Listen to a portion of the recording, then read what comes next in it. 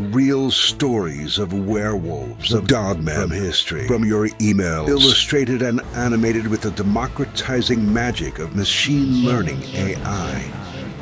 Welcome to Scary Stories. My Summer, with the Pennsylvania Dogman.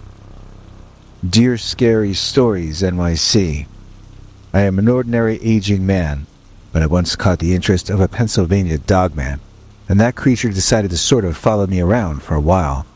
I don't hear other people telling stories quite like mine, and so I thought I'd share it with you and your audience, as long as I could do it anonymously and not attach my name to it. I'm in my early 60s now, settled into the kind of ordinary life I once thought would kill my soul. But some nights, when the wind picks up and rattles the windows of my suburban house, I remember those 18 months in the Pennsylvania wilderness. Specifically, I remember the morning that I almost didn't make it out. It was maybe 3 months into what the creature and I had developed into a twisted routine.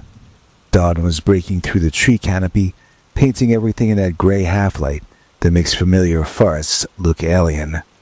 I'd spent another sleepless night perched on a rocky outcropping, backed against a boulder, watching the tree line below. That was when it emerged. 8 feet of dark fur moving with purpose through the undergrowth. The thing walked upright like a man, but carried itself with an animal's bearing. Its massive shoulders rolled with each step, and that wolf-like head turned side to side, scanning. And then, those amber eyes found me. We stared at each other across maybe 60 yards of morning mist. Its eyes glowed like coals in the dim light, intelligent and patient. This wasn't some random wildlife encounter. This thing knew exactly where I was, had probably been tracking me for hours, while I sat there thinking I was being clever. It took one deliberate step forward, then another. I could see the muscles bunching under that coarse fur. I could make out the way its lips pulled back to reveal teeth that belonged in nightmares. My body made the decision before my brain caught up. I was running before I even realized that I was moving. But I'm getting ahead of myself. This story really began 18 months before that, when I was a young man trying to figure life out. The mid-'80s were a strange time to be young and directionless. Reagan was president. Wall Street was booming. And everyone seemed to know exactly what they wanted from life. Everyone except me, that is. I had graduated from Penn State with a degree in philosophy, which my father called expensive toilet paper. I'm not going to call him wrong. While my classmates were landing jobs at banks and corporations, I was working at bookstores and I was reading everything I could get my hands on about consciousness, reality, and what life meant. Then, my grandmother passed and left me $40,000. 40 grand might not sound like much now, but in 1985, it felt like winning the lottery. More importantly, it felt like permission. Permission to stop pretending I wanted the same things everyone else seemed to want. Permission to find out what life was really all about before I got trapped in the suburban maze that had claimed my parents. I had been reading Robert Anton Wilson's Cosmic Trigger, Timothy Leary's Consciousness Expansion Theories, and Ram Dass's Be Here Now. These weren't just books to me. They were blueprints for breaking out of what Wilson called reality tunnels. The idea that most people live their entire lives in narrow, predetermined ways of thinking fascinated me. I wanted to blast those tunnels wide open. My plan was simple. Disappear into the wilderness for a year, maybe 2. No society, no expectations, no distractions. Just me, nature, and whatever substances might help me access higher states of consciousness. I would emerge enlightened, ready to live authentically instead of sleepwalking through life like everyone else. I researched remote locations for weeks before settling on Tuscarora State Forest in central Pennsylvania. 74,000 acres of mostly untouched wilderness, with vast sections where you could hike for days without seeing another human being. Perfect for someone who wanted to drop completely off the grid. I spent months preparing. Military surplus camping gear, freeze-dried foods, water purification tablets.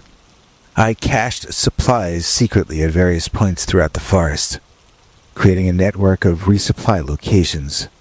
I brought my philosophical library, my journals, and yes, a carefully assembled collection of psychedelic materials that I'd rather not get into details about. The last thing I did before heading into the woods was call my parents and tell them I was going to Europe. They didn't need to worry about me disappearing into the forest on some half-baked vision quest. They had enough to worry about. Those first few months in Tuscarora were everything I had hoped for and more. I fell into natural rhythms that felt more authentic than any schedule civilization had ever imposed on me. I'd wake with the sun, spend mornings hiking and exploring, afternoons reading and taking notes, evenings in meditation or expanded consciousness experiments. The forest became my teacher. I learned to identify bird calls, track animals, predict weather changes by watching cloud formations. I could feel myself becoming more attuned to natural cycles, less dependent on the artificial rhythms of human society. This was what life was supposed to feel like: connected, purposeful, real. My philosophical explorations deepened in ways they never could have in the city. Wilson's ideas about reality tunnels made perfect sense when you spend weeks without any external input to shape your perceptions. Leary's 8-circuit model of consciousness became more than theory when you had the time and space to actually map your own mental territories. Ram Dass's emphasis on present-moment awareness felt natural when each day was determined by immediate needs rather than by abstract schedules. The psychedelic experiences were profound. Lying under star-filled skies while consciousness expanded beyond the boundaries of individual selfhood, I felt like I was finally accessing the deeper truths that normal life kept hidden.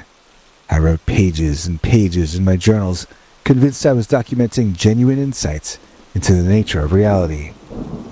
I also felt a bit superior to everyone I'd left behind, to be honest. While they were trapped in their cubicles and suburb routines, I was living authentically in nature. I pitied them, actually. They had no idea what they were missing. The solitude felt like a luxury at first. No small talk, no social obligations, no pretending to care about things that I knew didn't matter. Just me in the forest and the gradual unfolding of cosmic consciousness. I was just exactly where I needed to be, doing exactly what I needed to do. But after about 2 months, I started to notice things. Small things at first, like the sense that I was being watched. I dismissed these feelings as paranoia. The forest was full of wildlife. Being observed was natural. Except the feeling was getting stronger and not weaker, and it wasn't the random awareness of deer or squirrels. This felt focused. This felt intentional, like something was tracking me specifically. I told myself I was being ridiculous. This was exactly the kind of paranoid thinking that happened when you spend too much time alone. I'd read about it in my psychology courses. Isolation could trigger all sorts of mental distortions. I just needed to stay grounded, keep up my routines, trust the process. But deep down, I was starting to understand that something in the forest was actually paying attention to me. And whatever that was, I wasn't sure it was friendly. A storm hit without warning on a gray afternoon. I'd been hiking in an unfamiliar section of the forest, following a ridgeline I had never explored before. The weather had been overcast but stable when I left camp that morning. By the afternoon, though, the wind was howling, and the rain was coming down in sheets. I was miles from my base camp with no adequate shelter. The forest canopy provided some protection, but this was the kind of storm that would soak you through in minutes and leave you hypothermic by nightfall. I needed real cover, and I needed it fast. That's when I found the cave. It was tucked into a hillside behind a tangle of gnarled roots and fallen rocks, barely visible unless you were looking at just the right angle. The entrance was maybe 5 or 6 feet high and 5 or 6 feet wide, disappearing back into the mountain in a way that suggested significant depth. Not ideal, but it would keep me dry. I squeezed through the opening with my pack and immediately felt the temperature drop. The cave mouth opened into a larger chamber, maybe 10 feet across, with what looked like passages leading deeper into the mountain. The air smelled of damp stone and something else, something organic and musky that I couldn't identify. I set up my sleeping bag near the entrance, where I'd get some light and have a quick escape route if needed. Basic wilderness survival. Never trap yourself somewhere that you can't get out quickly. The storm was getting worse outside, so I settled in to wait it out, reading by flashlight and listening to the wind howl through the trees. I must have dozed off around midnight, because the sound that woke me came from deep in the cave, echoing off stone walls, like a rumble of distant thunder. Except it wasn't thunder. It was organic. It was alive. I sat up in my sleeping bag, heart already racing, straining to hear over the storm outside. For maybe 30 seconds, there was nothing but wind and rain. Then, I heard it again, a low rumbling growl that seemed to come from the back of the cave. Heavy footsteps followed, not the scurrying of bats or the skittering of smaller cave dwellers. These were deliberate steps, like something large and upright, walking across stone. I grabbed my flashlight and swept the beam toward the back of the cave. The light didn't penetrate far, but I could see the passage continuing deeper into the mountain. And somewhere back there, something was moving toward me. The footsteps got louder, closer. I could hear breathing now, deep and rhythmic, echoing off the walls. My hands were shaking as I fumbled for my pack, stuffing my sleeping bag in without taking my eyes off the passage. And that is when it appeared, at the edge of my flashlight beam. The first thing I saw were the eyes, 2 points of amber light, reflecting my flashlight like mirrors. Then, the massive shape emerged from the darkness, and my mind struggled to process what I was seeing. It was enormous, maybe 8 feet tall when it straightened to its full height. Dark fur covered its entire body, coarse-looking in the harsh flashlight. The head was distinctly wolf-like, but larger than any wolf that had ever lived, with a muzzle full of teeth that caught the light like knives. But it walked upright, with powerful shoulders and arms that hung at its sides like a man. We stared at each other across maybe 15 feet of cave floor. Its breathing was audible now, a deep huffing sound that echoed off the walls. Those amber eyes studied me with what looked like intelligence, like it was making some kind of assessment. And then, it took a step forward. I remember deciding to run. 1 second I was frozen in place, the next I was scrambling for the cave entrance, pack half-zipped and flashlight beam swinging wildly. I heard the creature behind me. I heard its breathing change to something that sounded almost like laughter. I squeezed through the cave opening and stumbled into the storm, rain immediately soaking through my clothes. Behind me, I could hear movement at the cave entrance, but I didn't look back. I ran blindly through the forest, branches whipping at my face, feet sliding on wet leaves and loose rocks. I ran until my lungs burned and my legs gave out, finally collapsing behind a fallen oak tree, maybe a mile from the cave. The storm was still raging, but I didn't care about getting wet anymore. I cared about putting distance between myself and whatever that thing was. I spent the rest of the night huddled under my emergency tarp, jumping at every sound, telling myself it had been a bear, just a bear, startled by finding a human in its territory. Bears could rear up on their hind legs. In the darkness and confusion, maybe I had misinterpreted what I'd seen. But, even as I tried to rationalize the encounter, I knew I was lying to myself. Whatever I'd met in that cave, that wasn't a bear. It was something else entirely. Something that walked upright and followed you out into storms. Something that had now seen me, marked me, and knew exactly where to find me. After the cave encounter, everything changed. The forest stopped being my sanctuary. It became a psychological battlefield where I was clearly outmatched. The creature appeared every second or third day, always at dusk or dawn, when the light played tricks with shadows and distances. It never came closer than 50 yards, but it didn't need to. Those amber eyes carried a message I understood perfectly.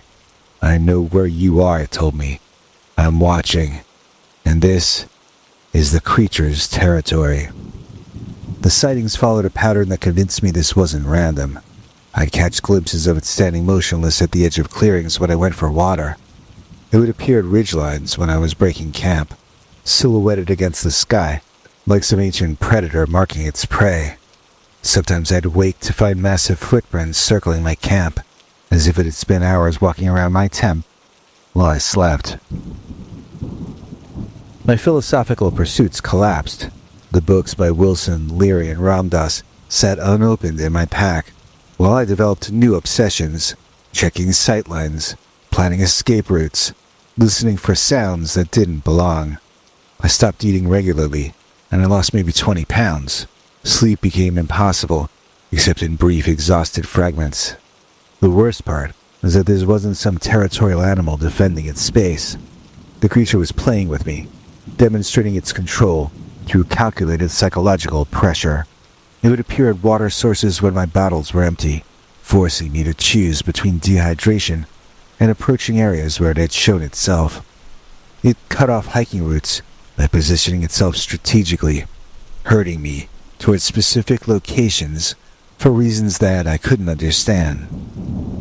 I tried documenting the encounters, but my camera seemed to malfunction at crucial moments, batteries dying unexpectedly, lenses fogging when the air was clear. The creature would vanish the instant I tried to approach for a better look, dissolving into the forest as though it were smoke. After 2 months of this psychological warfare, I began falling apart. The enlightened consciousness explorer had become a paranoid, hypervigilant wreck who jumped at every snapping twig. Now, the irony of that was not lost on me. I had come to the forest specifically to escape human society, convinced that solitude would reveal profound truths about existence. But now I was desperately craving the most ordinary human interactions. Small talk with strangers, shared meals, the simple comfort of being around my own species. I found myself remembering family dinners with painful nostalgia, recalling conversations with friends that had seemed trivial at the time, but now felt precious. I thought about my parents, probably wondering why I'd been so vague about my European travels. I missed my coworkers at the bookstore, even the customers who asked annoying questions about books they couldn't remember the titles of. The creature had become my only consistent relationship, a twisted form of companionship built on fear and dominance. I began anticipating its appearances, almost disappointed when too many days passed without a sighting. This dependency horrified me, but I couldn't break free of it.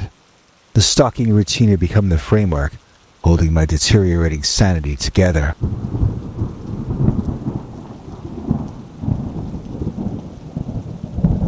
I realized that human beings aren't designed for extended isolation, regardless of what philosophers and mystics claim about solitary enlightenment.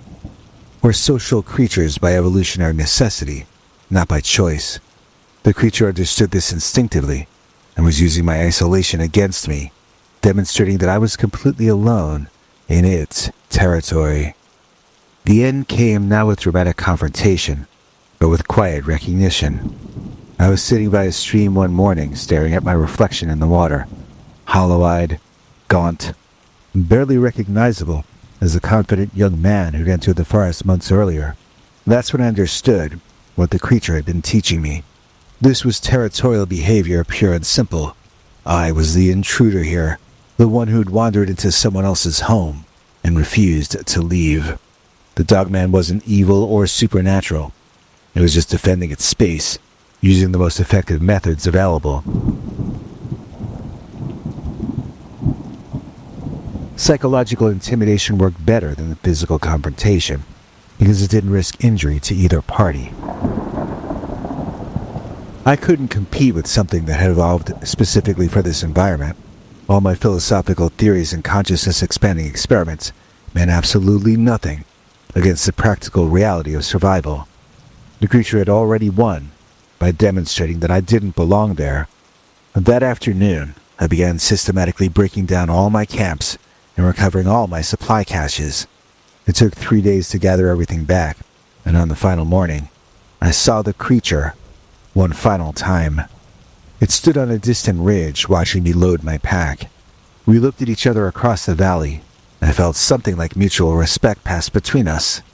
It had made its point. I was leaving. The hike out took most of the day. At the forest boundary, I turned back once and I saw nothing but trees and shadows. But I knew it was still watching, still making sure I actually left. Returning to civilization was a brutal culture shock. After months of forest silence, traffic noise felt like assault. Grocery stores overwhelmed me. I'd gone seeking cosmic consciousness, but I'd returned jumpy, paranoid, grateful for the simple human warmth of casual interactions. My parents seemed relieved to have me back, although they never learned the real story of my European adventure. I got back my old job at the bookstore, and I slowly readjusted to ordinary life, although I still was checking shadows more carefully than most people, and I still slept better with my doors locked. The vision quest had taught me something, but just not what I'd expected. I'd gone looking for enlightenment through isolation and psychedelic exploration, convinced that society was a trap, keeping me from higher consciousness. Instead, I learned that community isn't a limitation, it's a survival strategy. Human connections aren't distractions from authentic living, they're just what make authentic living possible. The books by Wilson, Leary, and Ram Dass do still sit on my shelf, but I read them differently now. Their insights about consciousness and reality remain valid, but they're incomplete without acknowledging our fundamental need for each other. You can expand your awareness all you want, but if you're completely alone, what exactly is the point? The Pennsylvania Dogman taught me the most important lesson of my life. You can't compete for turf with something that belongs there more than you do. Sometimes wisdom comes not from cosmic revelation, but from knowing when you're outmatched and having the common sense to walk away. I've never gone back to Tuscarora State Forest.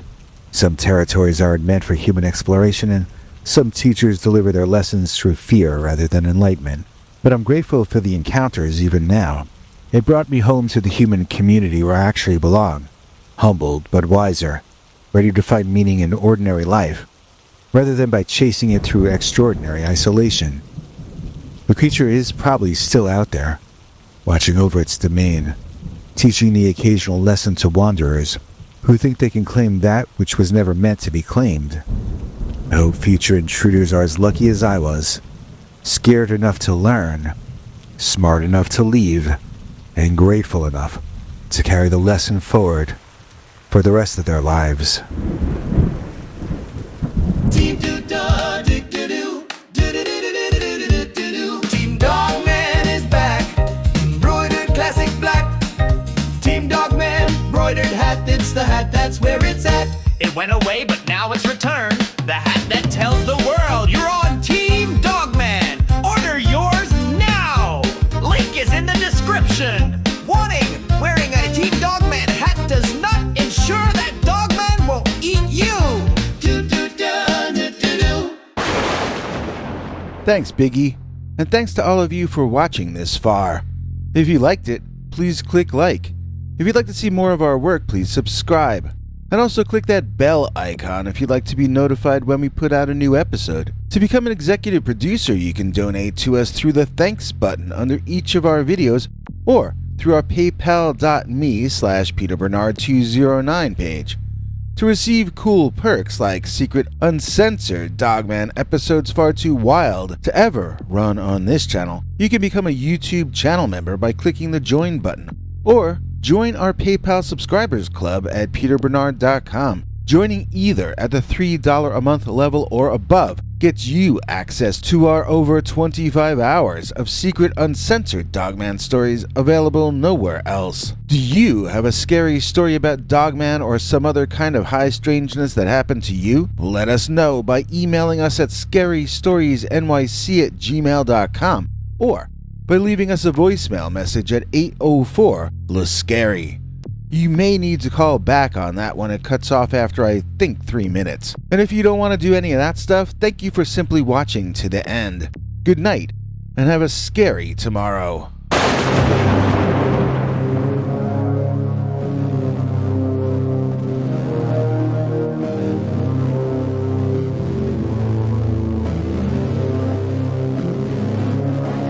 Come back for more scary stories.